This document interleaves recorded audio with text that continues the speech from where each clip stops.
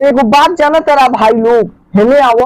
पवन भैया के एगो गाना आइल बा, दूर होई दुखवा देहिया से गली और ई गानवा के जाना तारा लोगन तगड़ा से तगड़ा रिव्यू करे वाला बानी, और तारा लोगन के बतावे वाला बानी कि गाना कैसन बा और ई गानवा के 10 में से कितना नंबर दिहल जाए। जाना तारा लोगन तारा लोगन के एगो काम का कर ले भाई, वीडियोवा के लास्ट तक ले देखा तब समझ में आई कि गानवा कैसन बा। सबसे पहले ई गाना के कांसेप्ट के देखल जाओ तो क्या ही मतलब ई गाना के कांसेप्ट के बनावल गइल बा, मतलब कि एक देसिला टाइप के, मतलब कि एक गांव में सास पतोह के कहानी के दर्शावल गइल बा ई गानवा में, मतलब कि क्या ही धांसू कांसेप्ट में बनावल गइल बा। और देखत नहीं जा अपन पवन भैया कैसे गावत रे गानवा के। अरे दूर होई दुखवा देहिया से गली। और हाँ, गाना के वीडियो क्वालिटी के बारे में बात कर जाओ तो ये गाना की वीडियो क्वालिटी काफी ज्यादा झकास बा। रउआ लोगन बहुत सारा सावन में गीत सुनले होखम जो बहुत सारा कलाकार के अलग अलग टाइप के, और उसमें ऐसा वीडियो क्वालिटी रउआ लोग नहीं देख पाए होंगे। क्या बात कर रहे हैं? और पवन सिंह एगो अलगे लकीर खींचलन, जो कि लकीर खींचे में कोई कलाकार के 7 जन्म लाग जाए ऐसा लकीर खींचे में।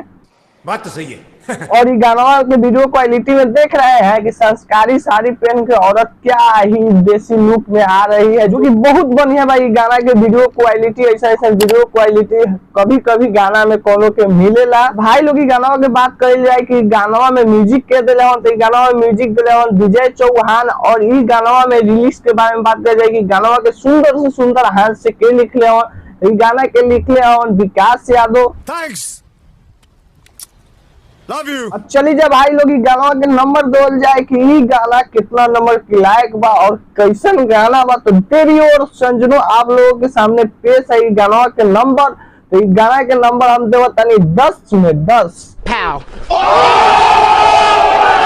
तुम लोगों के वीडियो पसंद आए तो लाइक कर दिया लोगन, चैनल बनाया तो चैनल को सब्सक्राइब कर दिया लोगन। तो जय हिंद।